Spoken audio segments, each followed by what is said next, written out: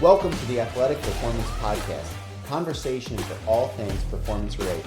I'm your host, Ryan Patrick, and today we're going to do a deep dive on everything speed, power, and strength. Thanks for listening, and I hope you enjoy this episode. Welcome to the Athletic Performance Podcast. I'm your host, Ryan Patrick, and I am super excited for today's interview. Today I'm talking to Coach Matt Hank, a speed training and performance coach who isn't afraid to shake things up when it comes to conventional wisdom regarding speed training. From eliminating punch-down cues to integrating rotational mechanics in ways that few coaches pay attention to, Matt brings a research-backed perspective and new insight on sprint training. If you're tired of the same old coaching cliches and want real, actionable insights, you don't want to miss this episode. Without further ado, here's my episode with Matt Hank. Matt, welcome to the show. I'm super excited to dive into today's podcast. I've been following your content for a little bit. I've been following guys that you associate with, Darian, and Mike Kozak was on here a little bit ago. So you bring a unique perspective on some sprinting stuff and speed development in general. So I'm very eager to dive in and find more of the nuance behind that. But I think just as a very simple start for those who don't know you, can you start by giving us a background on you and ultimately what got you interested in this science of speed? Yeah, no, thanks for having me. It's always fun to chat this up here about performance, and then really my passion the last, I don't know, maybe say 5, 8 years has been speed development. So this will be good. Yeah, again, my name is Matt Hank. I'm in my 10th year as the head strength and conditioning coach at Santa Monica College. So it's a junior college and it's a little different, right? There's a lot of people who work that I interact with. They work at high schools, they work at universities. I'm like, no, we're like literally in the middle, to be honest with you. So we have athletes for 2 years, usually, maybe they redshirt, so I have them for 3, but they're in that 18 to 22-year-old bracket. So it's a good bracket to be training them. There's a lot of development that happens. We have a lot of the main sports that we train on campus in our department: football, volleyball, soccer, basketball, softball. So a lot of the main kind of traditional sports we're working with on a daily basis. Before that, I've been in just a variety of settings. I've been in this field, I'd say over 20 years now for sure, especially if you count like under or grads assistantship positions. It's been over 20 years as a strength and conditioning professional. And then if I dive into the second part of the question is like, where did the speed interest come from? Okay, so I was a pretty good like student in terms of, hey, I'm a strength and conditioning professional. I'm new to this. Just teach me what to do and I'll do it. And if you told me to do it, I was going to do it. Boom. If you told me Cal Dietz said to do it this way, I'm going to do it. You said Gray Cook said to do this mobility drill, I did it with my teams, guaranteed. Like it was just, I'll do it. It made sense. And then eventually I'm like, wait, I got to start asking questions. This doesn't all make sense actually if you ask the questions. And in fact, a lot of the stuff we're doing is like, what? And especially once we went down the speed side, because the strength side got too easy. It's like, I have at this level, I have most teams for 15 weeks in the off season. I tell everybody, like a monkey could get somebody stronger in 15 weeks. It's not hard. Strength is not hard. Mm-hmm. So strength was super easy. So then I'm like, how come all my athletes aren't getting faster across the board? Yeah, we got faster athletes. Some stay the same. How come these couple actually got slower? So that's when I was like, all right, it's game over. I'm going into speed, full deep into it. Anything I can learn from anybody. And that's where we're at today. And I'm sure we'll touch into even some of the people that you were mentioning, like a Darian Barr has probably been the biggest influence the last 5 years for me. But I started to first think outside the box, even with some of the Franz Bosch stuff in the mid like 2013, 14, 15 range, maybe 12, 13, 14, 15. When the beginning of his book, he goes like, Western periodization basically is BS. And he starts questioning it. I'm like, whoa. All right, it's game on. I can question anything then. So I started questioning speed gurus and track gurus. And I'm like, all you got to do is watch the film. Enough of it. High resolution, slow speed. You can see things that a lot of these gurus aren't seeing. So that's where we're at, more or less. Yeah, I have this plea with so many guys of just the pedigree of strength and conditioning in America, because it seems if there's a problem to be solved, we're going to do it with more force, right? And so we have this heritage of adding weight to the bar. And again, in some level, it's pretty seductive. If you got younger athletes, like getting strong seems pretty sensible. But, over time, I think there is this divergence or this kind of inflection point of getting stronger stops to have utility.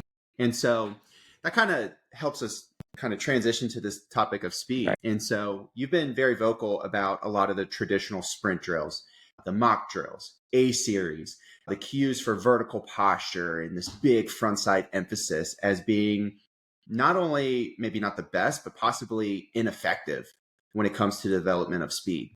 And so let's start at the beginning Mhm. of just what do you feel like are the determinants of speed? Meaning, what actually makes people fast? And then, how did this kind of steer you away from what the traditional nomenclature and drills would have us think about speed? Yeah. So, I mean, yeah, good question. That's basically where to start things here for sure. I would I would say this. Most people look at speed on these kind of three buckets or lenses, maybe more, maybe less, depending on the coach. But force development, and I'm like, okay, we're talking about speed of movement. All you keep telling me is force. That's crazy, by the Mm-hmm. way. All I keep trying to ask you about is how to get somebody faster. And all you keep saying to me is the force they produce. Okay. That's one. They don't know how to talk actual movement velocity. They're talking about force into the ground. And we can get into that for sure, like Mm-hmm. the vertical force component, highly overrated. But that's one. The second big one is just they want to only train shapes and postures. So they see one shape that they take frames. Chooch. Carl Lewis, boom, perfect. Hips high, tall. That's a millisecond of time, quite literally. Mm-hmm. Because if you go watch the film, it's boom, he's closing down on that trunk within that next millisecond. So he's here, yes. Like I don't even deny it against any of these individuals that I have conversations with, but I'm like, how did he get to here? What did he do that millisecond after? All you're doing is looking at, oh, here's this guy or gal in triple extension. I'm like, no. First off, most of the fast people aren't triple extending, A, and B, if they are, it's two Mm-hmm. different strategies. Are you pushing the ground? Or are you pulling your hips away? That's two different ways. You guys can't even think that way, but you got to start thinking that way. So those are the two biggest things for me is like, I see the sprint world as all they care about is the amount of force you produce. And then they're going to go heavy sleds, 1080s. That's all they care about. And then they care about postures and positions. And the postures and positions they mostly care about, to be honest, is front side and tall. And so Mm-hmm. essentially we eliminated all that in our program and our athletic teams that I mentioned that we train. We go, oh my gosh, if we're going to rehaul this program, we're not going to do any front side discussion, haul discussion, sled and weighted discussion, force into the straight down in the ground discussion. We're going to flip it on its head, more or less. And yeah, that's where it started. Like I would say it was right before COVID, we were really getting into it. And that's what, oh, I was like, dang it. COVID happened. We all took this big break, but it was great. Because then I was talking Mm-hmm. to like Darian Bard on a regular basis at home, just at night, like for an hour on back and forth. And I was like, that's why I really even developed the system more. And just piggyback off that same question. So what we're doing now is just making it more simplified. And that's why if anyone's seen some of Yeah. the words I put these three words together, your ability to fold into space, fall forward into space without stopping the fall, aka not punching straight down, because that'll disturb the Mm-hmm. falling process. And then can you rotate well? Torque. It's more torque based than just straight linear force production type of situation. So I would say that's the first thing I would start off with is that kind of this piece in the conversation. Yeah, I think that's a really great spot. And so, two things stand out from what you're telling me. One is we like our shapes. Everybody likes the posterized version of speed, right? Where it's the highlight reel of this. This is the position we're trying to attain. And what I hear you saying is it might be more the patterns of speed of how do we get to these positions? What's happening in the time and space before and after this that allows them to get to what people are perceiving as ideal. Hmm. And then the other thing is just on the execution. A lot of it's funny because I've seen people on different sides of the coin, which is probably the same coin. They Probably. look at a video and draw two different rationales or conclusions about how speed is developed. So I've seen guys from the fold, fall, rotate camp say one thing, and I've seen guys from the tall camp or the traditional side say something different. And so I think sometimes there's this terminology maybe we're not understanding. And I think a great place to continue this conversation is let's dive into this fold, fall, rotate, because I don't really have a good knowledge of what exactly you mean by this. And I'd Mhm. love to just sift through some of the details with that, man. Yeah, no, for sure. I mean, essentially, came down to was like, I have to have a system, right? So if I'm training all these athletes throughout the day, Mm-hmm. it's the same for strength training. We all know that. That's why I always go back to strength training, because as coaches who are strength coaches, they understand it. You have some system. You're doing Yeah. 5-3-1. You're doing clusters. You're doing blah, blah, whatever your system. Everyone has a system. That's easy. It's progressive overload is what you're essentially doing. But you have a system in place. But when it came to speed, it was always like, oh, just do these drills. Okay, do some wickets and then maybe do some wall drills, but then maybe, and I was like, there's no system of like, how am I going to teach anything? Mm-hmm. And that's the biggest thing is, so I teach too. I'm a professor at the college, and that's been the biggest impact. Once I learned how to teach to the athletes, no, you're my student. That was a game changer. So I'm teaching this sequence. That's what I'm getting to right now. I literally teach these components to them. But one thing to understand before I really get into the full fall rotating concepts is the sequencing of timing of those three concepts is key. That's what it's at. And that's what I really learned from like a Darian Barr, especially. The timing and the Mm-hmm. sequence is more important than just here's the final position. Because I can get my knee up high. I could tell I train my son, like he's in 8th grade. We've been training since he's little. I can just tell him, punch your knee up. He'll get it there. Same with all his teammates. Same with my college kids. They can get it there. But how they get it there? And do I want it there? Do I want to eliminate the backside just so I can punch the knee up? Do I want to cut off the wheel action just so I can punch the knee up? Because you saw Carl Lewis do that in the 1980s. Is that, oh, and Usain Bolt got high? Well, did he get high? I don't know. Because when I see his thigh block angle, I don't see the same angles you guys see. But I digress. Let's get a little bit back on topic here. So the folding component is really easy. It's like I create my system based on in the air mechanics and on the ground mechanics, because I got to start somewhere. I got to have conversations with athletes. And I'm like, they can start to see that. So I can show videos on ground and in air. On ground, propulsion. In air, cycling, running. So I keep it that easy. So in air, they got to fold. Their leg folds, their torso folds. That's where you see the trunk folding, right? People didn't really understand that. That went pretty viral, I think, last week. And the guy was just like asymmetrical folding. And I'm like, that's the most common thing there is, by the way. If you watch the top Mm-hmm. 160, any of those, they're all folding their trunk. Bah, bah. They're folding their leg in the air. Shorter lever spins around faster. That's air. Now we go ground. Oh, shoot. They're compressed into the ground, right? If you want to use, some people hate words, they love words. Squatted position, folded position, bent position. To me, it doesn't matter. Use the word you like, but they're all an element of flexion. Flex, flex when you hit the ground. Mm-hmm. So that's a folded position. Because when you're folded, now you can use the levers to rotate over the sequence. And I can get into that too as the rotate portion. The fall is essentially Yeah. So go ahead. let's unpack this a little bit, because I think there's a lot here. We only went over fold so far too, so that's good. Yeah, no, it's great. I mean, we're gonna have a lot of divergent conversations here, so don't feel bad about getting off task. So I'm hearing a couple things, and the way that I categorize it in my mind is airtime is about preparation, or you talk about the cycle, Yeah. and then ground time is pushing or propulsion. I mean, I just like alliteration, so that's where I ended up, right? Prep, push. I understand the squatted part of this, and I think one of my personal hangups has been when guys say it's a squatted position, I'm like, they're tall, right? I understand you have to have flexion.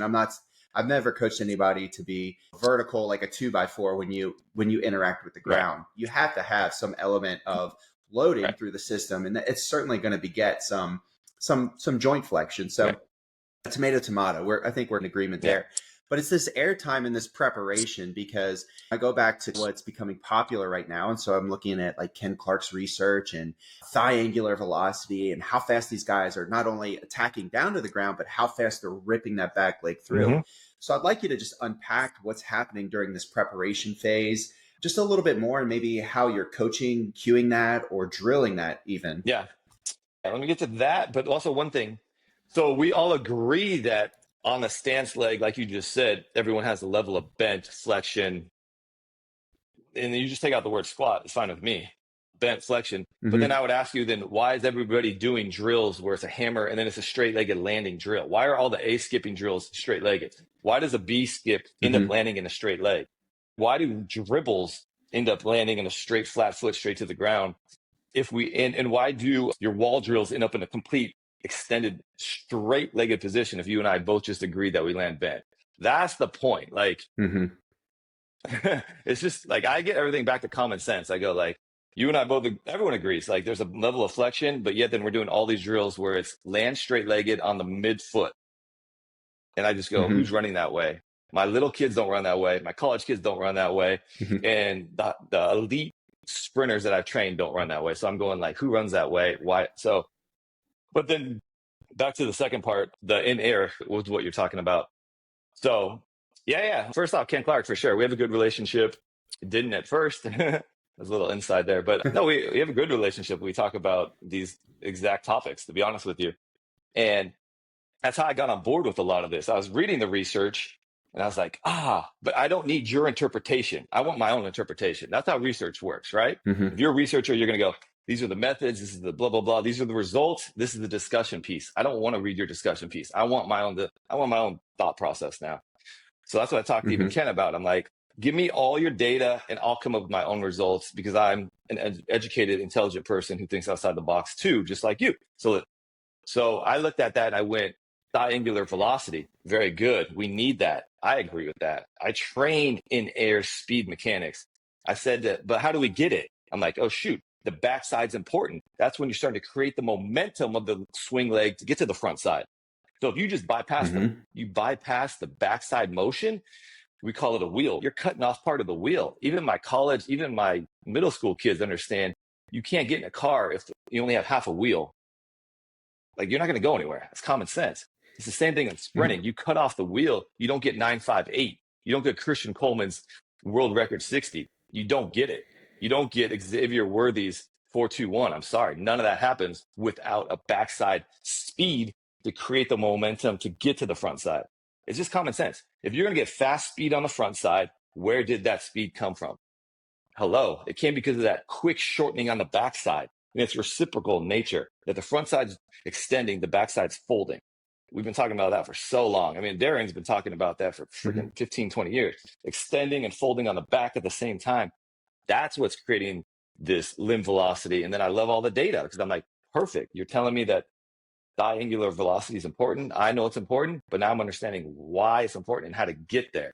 So I'm talking about backside is a limitation on a lot of athletes because they've been told front side hammer, front side hammer. So I literally sometimes just get athletes. We only focus on backside at first. And I'm like, oh, what do you know?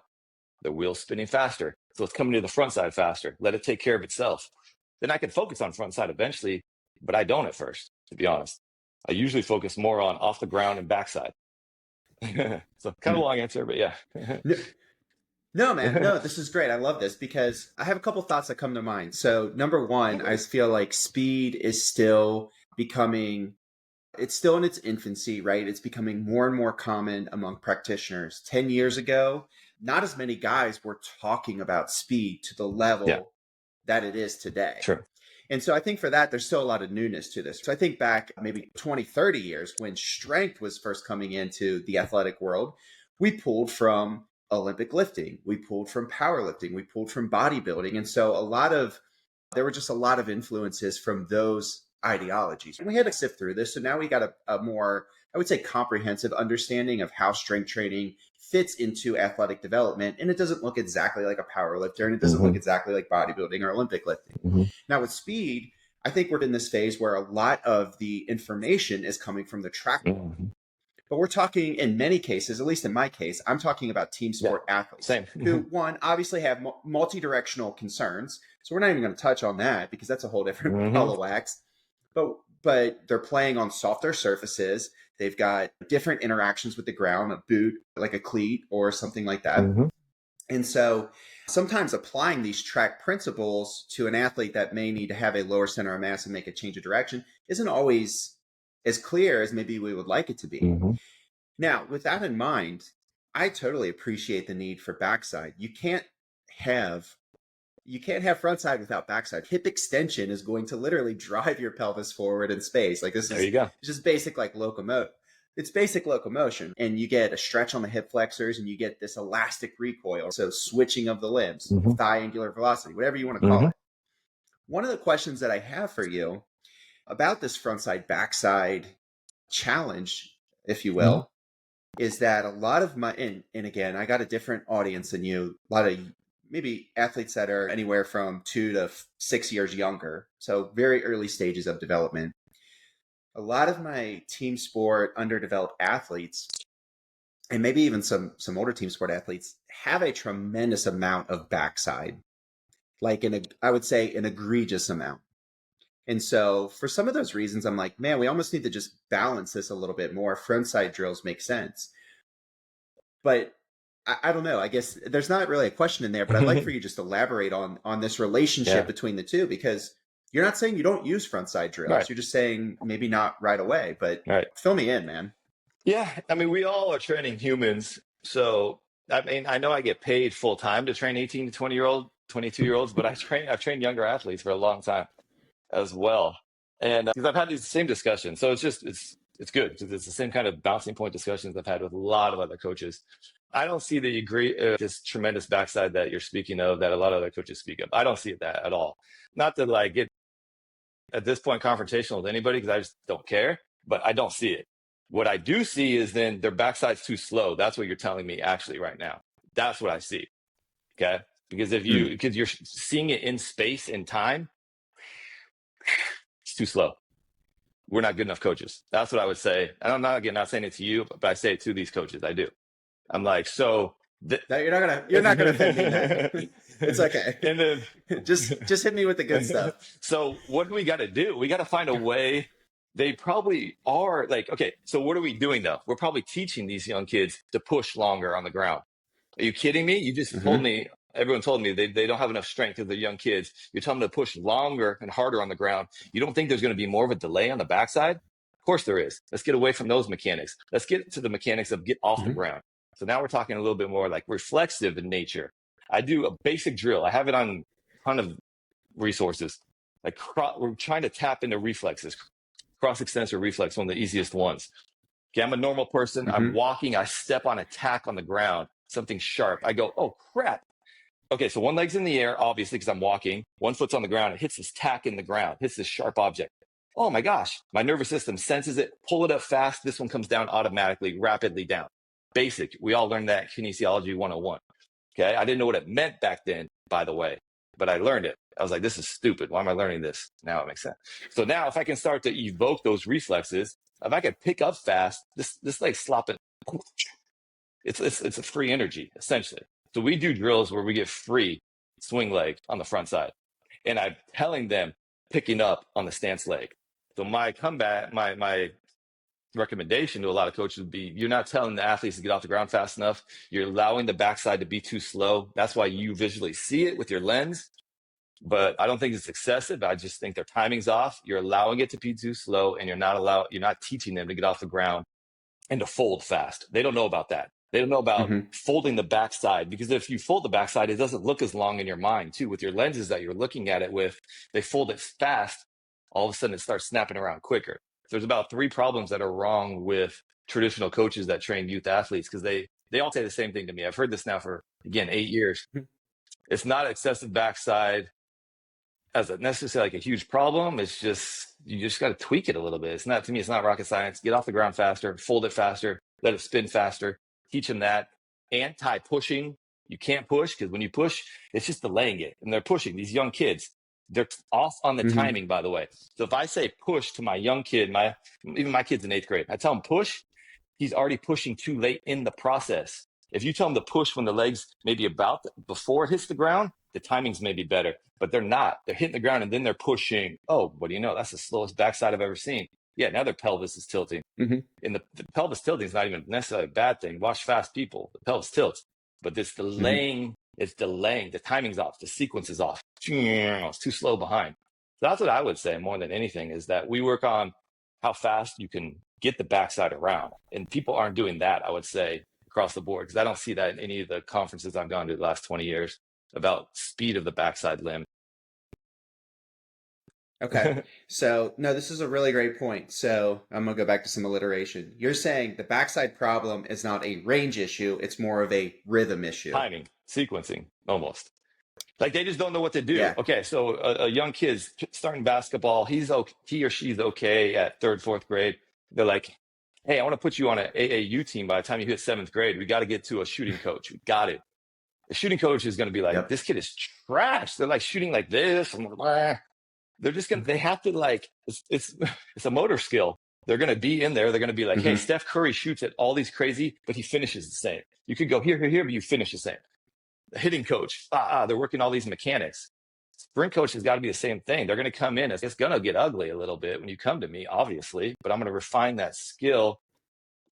I don't think it's the range, is an issue because also the data, like Ken just came out with the paper. It was yesterday. He put it on social media.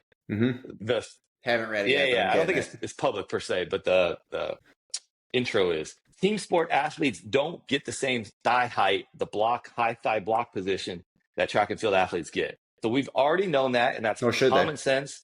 So that what does that do? That skews the whole cycle more backside. If you only have so much range and you don't go to the front as high, again, I just take common sense approach. You don't go to the front as high. It's got to go somewhere, that range. It's going to the back. So let's teach them to be fast on the back. Let's teach them little things that nobody knows. I don't know how they don't know this because once you start watching film, it's so evident. But the heel comes to the middle of the pelvis. It doesn't come to the glute fold and come around. When it's swinging backside, it's coming to the middle of your pelvis, shortens the lever again, makes things compact, Mm-hmm. speeds up the system. So it's about speed sequencing and timing to me that we're missing, I would say, on the backside. Absolutely. Absolutely. Elaborating a little bit more on this, you talk about the athlete who's pushing too late on the ground, which we know. I mean, I almost imagine like a young athlete who's just raw in their physical development, or a big heavy guy, right? Because they love to push and they like to push a long time. Oh man, I lost my train of thought here. Sorry. Yeah, man. Or maybe even, Anyway, maybe it was along the lines too of like how we get them to change that skill thing too, or what? yeah, the idea of folding and whipping that leg through is just, I mean, how do you get them to peel off the ground and have that reflex, especially when that front side is somewhat airborne, right? There's not a tack they're stepping on per se. So I'm just curious how we initiate this. So a lot of what I do, and there's debate on this, like different constraint-led approach systems, and I'm not like a overly huge constraint-led person, but I love the research on that side. So it's like a game to me. So literally, again, I train these middle school athletes. I mean, I've been training my son way before that. So then I train his teammates. I'm like, okay, you're on one leg, like a stork stance, but you're bent because we know athletes are bent on the ground. So it's not a straight-legged stork stance. It's more like a bent leg, single leg. The other leg's folded because that's what happens when you run. And now it's just a challenge. How quick can you pick up your stance leg? And I have to word it differently to different kids. Okay, floor's lava. You have to do games. I have to do analogies. Okay, that's where the constraints come in. But this stance leg for my college kids, hey, here's a challenge. Watch me. I'm twice your age. I'm more than twice some of your age. And then look at how fast I can rip. Look at how fast I can rip my stance leg off the ground. And they literally will be like, damn. I'm like, yeah, no kidding. Because you practice it, you get good at stuff when you practice. Even when you're an old man, you get good at shit. But I go, beat me. It's just a game. And then my college guys, they know I'll talk smack to them. That's too slow. That's too slow. Usain Bolt doesn't rip his foot off the ground. That's slow. That's slow as hell. Or what sport they play. Mbappe, are you joking? You think he moves his leg that slow? No. I'm like, faster. So I just play games with it. It's a challenge, basically, is what I'm getting at. How fast can you get the foot off the ground? Don't worry about the swing leg right now. Can I get your foot? Do you know what it feels like to get off the ground? And they're like, oh, okay. And they just pick it up. And I'm like, okay, you picked it up. What if you get off the ground and fold it? What if you get off the ground and fold it more? What if you get off the ground and pull your heel to your middle of your pelvis more? Hey, I want you to get the back of your heel, pull it to the middle of your pelvis even faster. And I just challenge them, blah, blah, blah. I mean, it's basic drills like that, but they could do it running too. That's the thing that kind of blows my mind is it doesn't have to be a drill per se. They could do that running, sub-max speed, max speed. I mean, but the one-legged one is my go-to at first to teach the concept, I'd say. Dare we say you use the skill to actually improve it? Exactly. Okay, so let's move on to this idea of fall. Yeah. So sometimes we don't have the luxury of waiting on gravity if you're fast enough, but I'd like to just hear, and one of the things you touched on earlier with respect to the fall was this pretty pervasive idea to attack the ground. So maybe you want to tie some of that in, but talk to me through the fall in a little bit more detail. Yeah. I mean, it can be a couple different ways on the fall side of things. Again, I like to like paint pictures, analogies. Again, I think I learned that from teaching, to be honest with you, because the students nowadays, they sit in the back of the classroom and they're all on their phones and they're bored out of their mind. So if I don't just say something random, like outside the box, I won't get their attention. It's not different in a training session, by the way. So if coaches haven't figured that out now, You got to get in a classroom and start teaching because it's the same thing. Yeah. But I go, hey, have you ever did this? Has this ever happened to you when you were a kid? Let's say it's my college athletes right now. When you were a kid, like I grew up, there was this hill where I grew up. We'd play like different ball games. You're kicking a ball, you're throwing a ball, and it Hmm. was a hill, and the ball we wouldn't get it, and the ball would hit, and what would happen? It would go boom, boom, boom, and it would catch the right kind of spin, and boom, and we're like, oh my god, the ball's way down the hill because it just kept spinning down the Yeah. hill. I said, now let's run like that, and they'll be like, huh? I'm like, just run like that. Don't stop. Use the momentum of the fall to get the next spin and the next spin and the next spin. And all of a sudden, you got these limb velocities and you're not breaking every time. So that's the second part of the question you're asking. We can't break every single Hmm. time by punching the ground. You're disrupting that sequence of a ball rolling down the hill. It's like a ball rolling down the hill, stop, break. Oh, now it rolls down the hill, stop, break. No, that's not a fast ball rolling down a hill when you're a kid to chase it. The fast ball that rolls down the hill goes like this, and then it hits that top over speed kind of like that's what you want to do as an athlete. You want to hit that and go. So it's a constant philosophy of you're falling down a hill. That's part of it, quite literally, is the philosophy of it and the intentionality behind it. Then there's like practical application of it too. Like Usain Bolt's just his foot's falling further in space. Yes, it's his height. Yes, it's all that. Obviously, he's a tall dude. Use it to your Hmm. advantage. It's like one, it's falling, but two, it's not falling straight down. Okay. Maybe at acceleration, it's rotating back under you. Okay. It's rotating Hmm. back to you because it's never actually under you. It lands in front of your center of mass, but it's rotating back to you. Okay. At top end, you start to get more upright as you go. You're transitioning. Your torso is becoming more upright, still flexes, become more upright. Your foot then is extending out your lower limb. Then you travel over it. And that's how you land in that bent position. You don't ever go straight down to the ground. If you watch anyone fast, males, females, young kids, professional sprinters, they do not at top end. Here's their thigh. Their shin doesn't pop straight down. It goes outward. So I always say you're hammering a nail out in space, maybe, but you are certainly not hammering a nail straight down. That's false. So then that Right. ties into the implications of doing hammering straight down drills. Why are you doing those? That's not how sprinting works. You do not actually hammer straight down.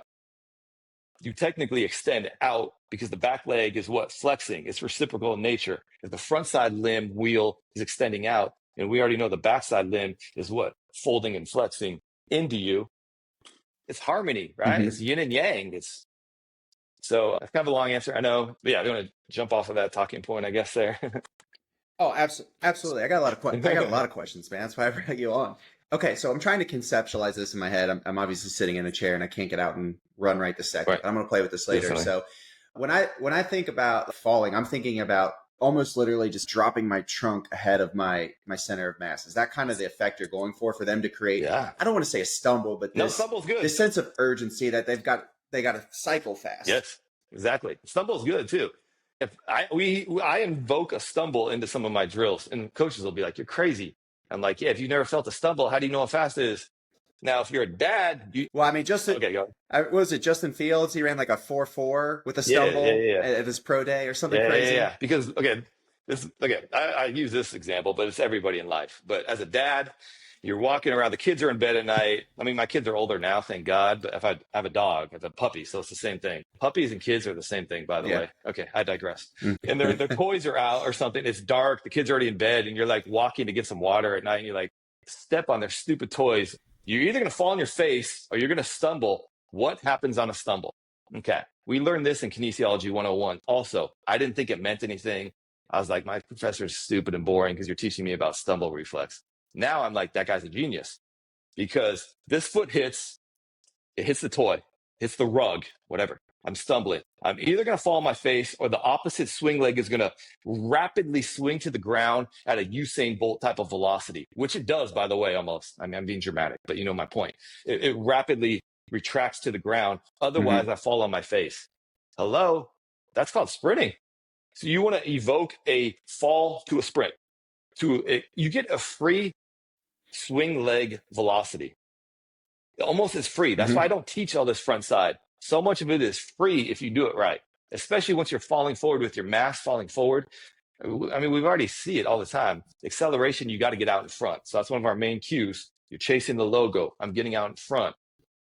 Now, if they get out too far in front, they're probably getting long. They're probably getting triple extended type of position. Then I got to get them to sit back into their hips a little more. But no, they're quite literally falling. Yeah. I mean, it's a controlled fall. That's the difference, though. It's a controlled fall. But another drill I do before I get off topic on the fall, a fun one. I do this all the time. We started to get into wrestling a little bit. We don't have a wrestling team at my college, but my assistant did wrestling in high school too. And I was like, we just started doing rolling and stuff. And I'm like, oh my God, let's let the athletes feel what it's like to actually fall to the ground. Because everyone wants to protect themselves and drop their foot in the ground. I'm like, no, you're going to fall, get up and sprint. I'm like, that's falling. Now we're going to protect the fall, and I'm going to get the foot down quicker before I fall to go. That's actually even a drill we do. People say I don't do warm-ups. That's a warm-up. We do rolling starts, for example. We literally do gymnastics or wrestling style rolls, sprints. Yep. Yeah. Yeah, we've done that a couple times too. I mean, I do jujitsu now, so it's like I'm rolling all the time. But I mean, like most basic, just kinesthetic skills, even just like skipping, some athletes they're uncoordinated, right? They can't find these positions. I have a clarifying question. Yeah. We're talking about invoking the stumble reflex, this natural response, probably at the spinal level of that next step coming down. Yeah.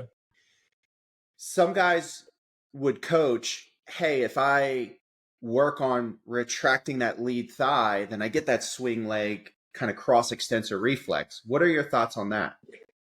Cross extensor is the opposite. See, excuse me. It's the stance leg. So cross extensor, remember we went to Kines 101 and they told us, hey, when you step on this tack, it's a removal, replace. So that's what cross extensor is. It's a removal reflex. Oh, okay. So that's what a lot of people ask me. Because that's in the literature. They go hammer down and then the swing leg comes through. And I said, yeah, but that's not what then don't use the word cross extensor. Just say you're switching, because then you're switching. And that's what I would tell the coaches that you're talking about the initiation of the limb flexors to pull. Yeah, because then what happens? You're in flight. Okay. We're not birds. We're going to come to the ground. So protective mechanism is to get the swing leg to come down. It's free. It's free energy. This is what I've really been trying to preach. I mean, again, this one I learned from a Darian as well, who was like, oh, you know what the stumble reflex is? I'm like, or in cross extensor and all that. I'm like, oh yeah, I did kinesiology. And I'm like, oh shoot, no, I don't know what any of that stuff is, because we don't use it. Because I was taught the same way that you're saying. I was taught punch down, then the pull through comes quicker. Sorry, but it's the opposite again. If I get the stance leg to remove, then I can get the front side to just whip. Yeah. Yeah. No, I think that so. Like when we're at top speed, again, I know I asked this like trunk forward, but I'm thinking at top speed, like how are you communicating to your athletes? Or is there like a metaphor, an analogy to help them continue to fall? Because I don't know that I've ever had that sense of falling. So I'm just curious how you plant the seed in your athletes' minds to get them to feel this a little bit more. Yeah. So, I mean, again, a lot of it, what I keep coming back to coaches is I take stuff away.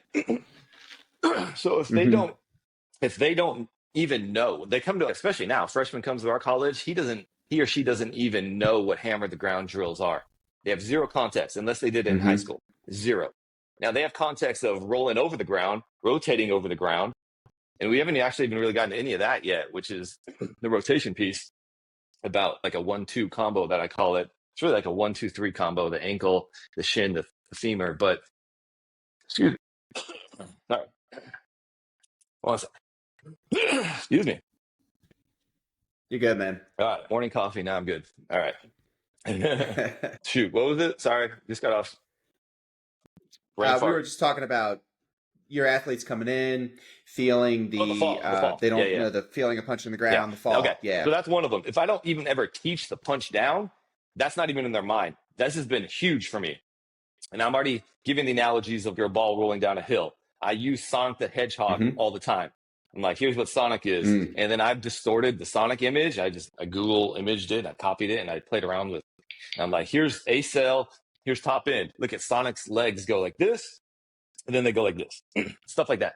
So it's more of not breaking the fall again is what it is. It's the intention. A lot of it's intentionality, not always especially at fast speeds, you just won't see all this.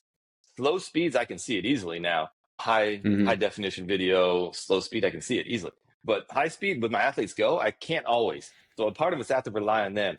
Do you understand what I mean when I don't want you to punch down because it's going to break you? I want you to like feel.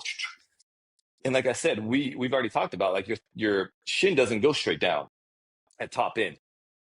It goes more Mm-mm. extend, and then you travel. Oh, your center of mass travels over that. That puts you into that position. See, that's the difference. I don't know why we've never been taught that.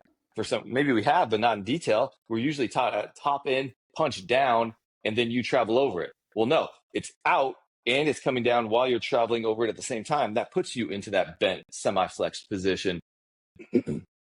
So a lot of it's intentionality. Feel continuous motion forward. If that's what we want.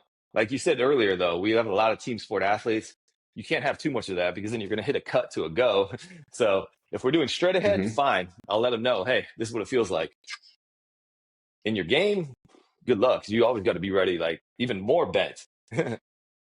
Yeah. Yeah, Yeah. absolutely. And so I think we're blending right into this rotation piece of the Yep. conversation. And I'm excited to get here. You made a couple posts. You used my guy Jamar. I live in Okay. Cincinnati Yep. area. Yep. So huge fan. Yep. Yep. But let's talk about rotation. You started to touch on it a little bit with the idea that a lot of athletes, or at least sprinters, their foot ground interaction is going to start by their center of mass needing to travel forward before they're actually initiating this push. Because if their leg is extending, they're going to be somewhat in front of the center of mass. They're Mm-hmm. going to have a little bit of bend. Not really a great time to be Mm-hmm. pushing. So we have this forward projection and then the push comes. But I'd like to hear a little bit more about this backside wheel and some of the rotation of how you think about this and then how you ultimately coach and communicate to your athletes. If we visualize the leg cycle as a complete wheel, okay, that's where I start with people. More so coaches. The athletes, I have a different starting spot, but coaches right now talking to each other.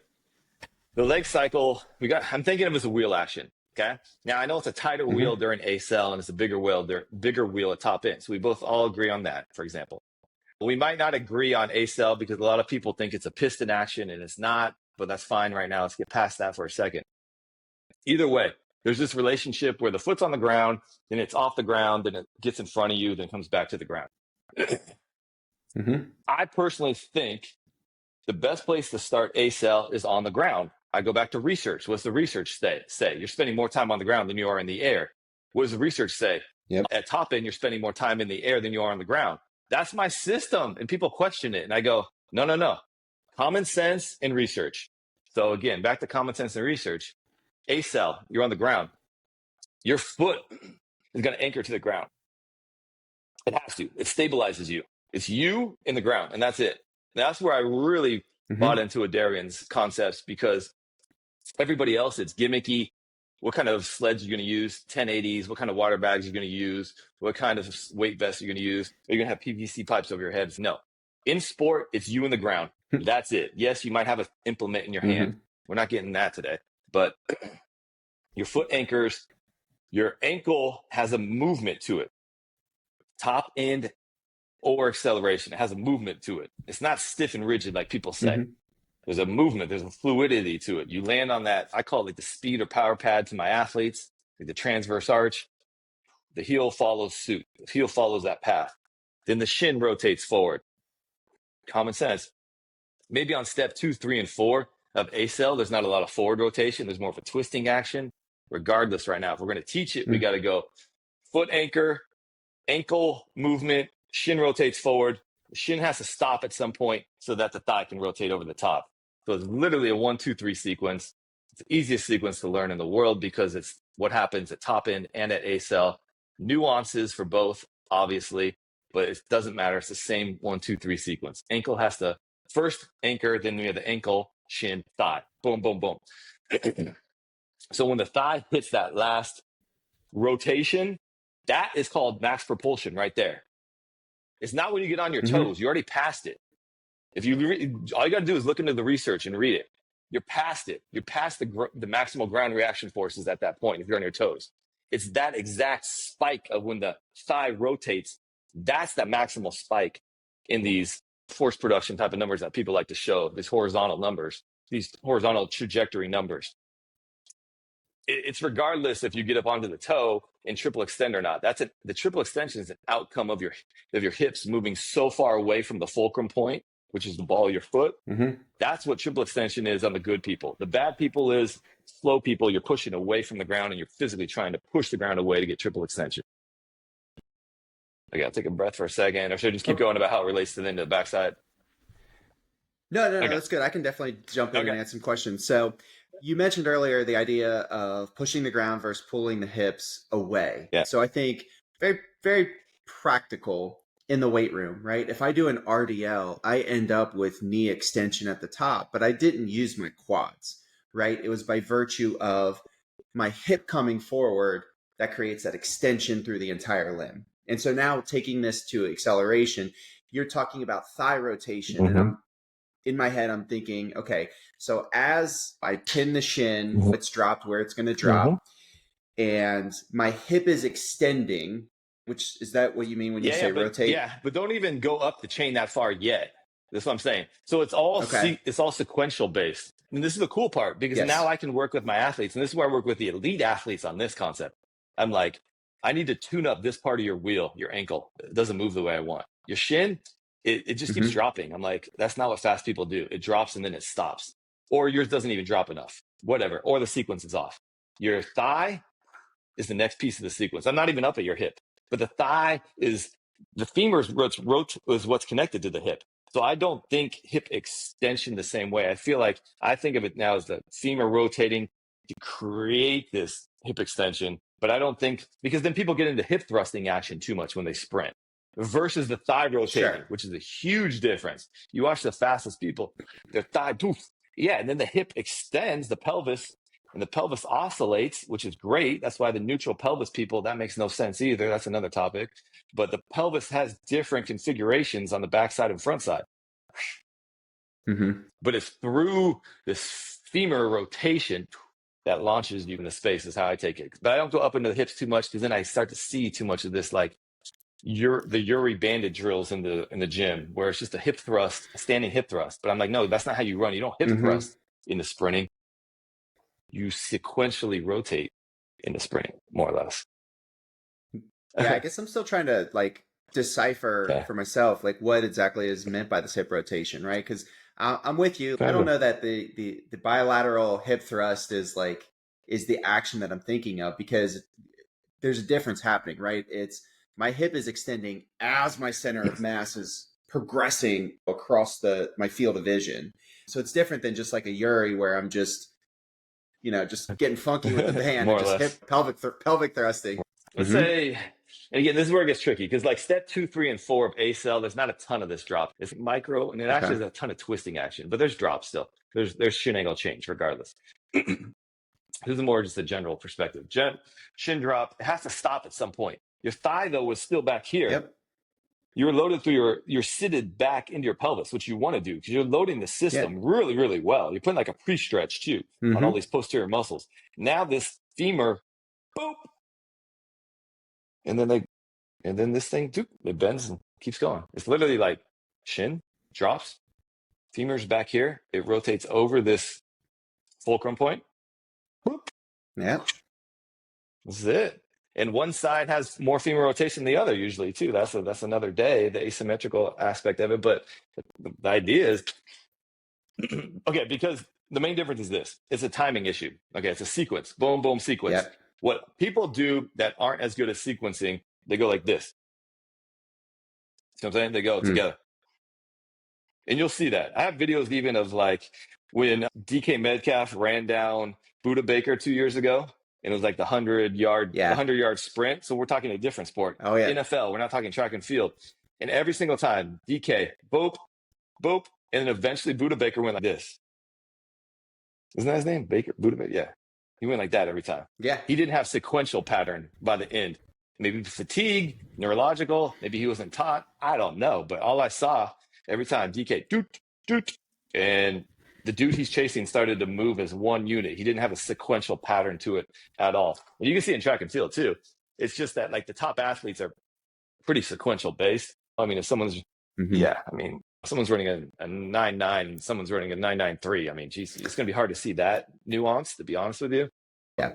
But yeah, hopefully that makes sense. That's what it is. It's a system of No, that was levers working on each other. okay. That's beautiful. And then my next question is like, how do we coach this? How do we train it? How do we develop this quality? Yeah. So again, a lot of it is even starting at the education piece. All my teams know we have these little mini lectures now because I'm like, hey, I'm a professor. They joke around with me or I joke around with them, vice versa. And it's like, all right, I'm getting on my professor hat for like 2 minutes though, because if it's longer than that, we know they won't pay attention. So I'm just showing these concepts. How do we drill it? This is my thing. It's got to relate to the weight room back and forth. So one of my main drills that people have seen over these last few years that I still do once a week, at least with every team, is some type of thigh rotation drill. Shin angle change to thigh rotation. And it happens to be a lot of times the jammer exercise I do because it sets it up for that. Yeah. It could be incline step up, but it's not true step up. It's step through, I call it, because you don't actually want to step up and get expanded and tall. I want to stay compressed and rotate through. So I do a drill like every week with a team in the weight room where I'm teaching that. And I'm teaching a lot of anchor the foot drill too, because it comes with that. If they don't know how to anchor the foot and their heel comes up too fast, the system's out of timing anyway. So it won't matter, to be honest with you. So we do a lot of that. We go up the chain, down the chain to teach it. Down the chain at the foot, up the chain at the actual femur rotate. I would say those are our main drills, though, is like step through drills at an incline, the jammer, and then how do we take it to the field? It's literally that same discussion we're having is maybe you're doing a half kneeling drill. The only way to get out of a half kneeling position is to rotate your thigh to go somewhere. You're going to shin angle change, and then you're either going to stand up like you see on the YouTube and social media videos where somebody then just raises their butt, or they're going to do it correctly and they're just going to rotate over the top of it. The physio ball drills that like a Darian kind of showed everybody originally. You're either going to roll forward and just rotate out of it, or someone's going to roll and stand straight up.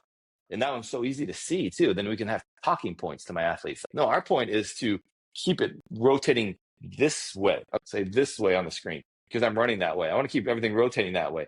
I don't want it to rotate this way and then all of a sudden, boop, stand up. Like I'm trying to have you go across the screen this way. So there's not one easy way. If it was, then I would have done it years ago. But it's the fact that we integrate teaching. Nobody else does that. When I say nobody, I mean, let's be honest, they're not. Like I talk to these coaches, and I'm like, are you showing PowerPoints and showing videos to your athletes in the weight room or right before you go to do speed sessions? And I mean, I would say 98% of the coaches I talk to, no. And I'm like, I didn't either. Now I do. Now I have a talking point. I'm like, hey, you remember that guy I showed you? They don't know who Christian Coleman is. They don't watch track and field, to be honest with you. But I'm like, now they know who that. Right. They know who that is now. Yeah. So it's a long answer, but it's education, one, and then can I tap drills into the weight room that correspond to on-field performance? That's been the biggest changes. Education and corresponding drills in the weight room that have some level of transfer based on a mechanism, like a mechanism of thigh rotation, anchoring the foot. I'd say those are my biggest take homes. That's awesome. Yeah. So I want to wrap up with one final question. I want to get into the last little quickies here. So for a coach who's like on the fence, we're chewing on these ideas, really considering it, trying to evolve our arsenal of speed coaching stuff. What would you have them consider? What would you have them maybe try in an effort to start to entertain some of these concepts that you laid out today? Yeah, easiest one is what I did. So I just always speak from my experience because I was every coach out there. That's how I started this whole thing. I literally was. I was the best little, oh, I'll follow anything you want me to do. So I literally did it. This is what we did. First year, we spent the whole year, no punching. We took away all punch down cues. And we were scared, of course, because that's what I had done for 15 years before that. So it's common sense. You're going to be scared. You're like, damn. But I took that away. So that's one. We weren't hammering down and punching down anymore. It's over with. Then we slowly added, okay, every drill, because we train team sport athletes, every drill is going to be bent. If you play football, every sprint, you're running like a middle linebacker. I don't care if you play middle linebacker, you're running like one. I don't care that you're my volleyball guy, you play front row. You're going to do our drills like you play back row, like that little short guy back there. I don't care for a whole year. So that's two. Every single sprint drill had an element of folded. Every sprint drill, number three, had an element of get off the ground.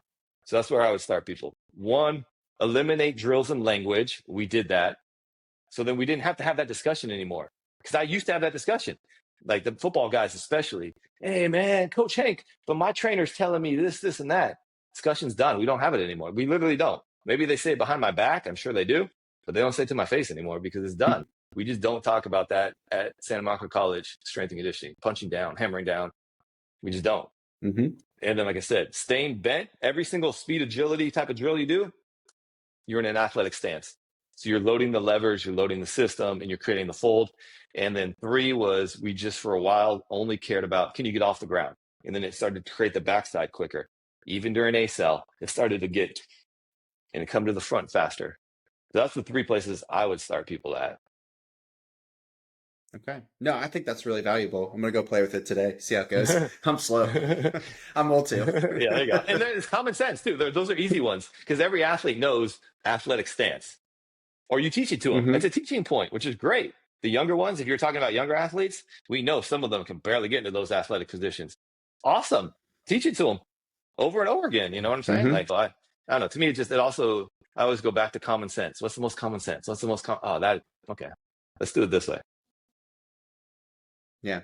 Hey, man, I appreciate your time. So where can listeners find out more about you? Yeah, I mean, I have a variety of resources on coachmatthank.com, just a bunch of different programs, webinars of these types of concepts and topics. You know, I'm not even overly promoting stuff. I do it really. I created these webinars back in the day it was during COVID when I couldn't meet with my interns. I was like, I got to give them something. So I started creating all these, and other people need to benefit from learning. I was like, all right, well then they can learn too. That's kind of how it started. I have a couple things in the works. So the next big one I'm going to put out is I'm toying around with how many elements, but like the top 8, maybe 7, 8, 10 mistakes in sprinting, how to identify it, and then how to correct it, which nobody has that out there, that information.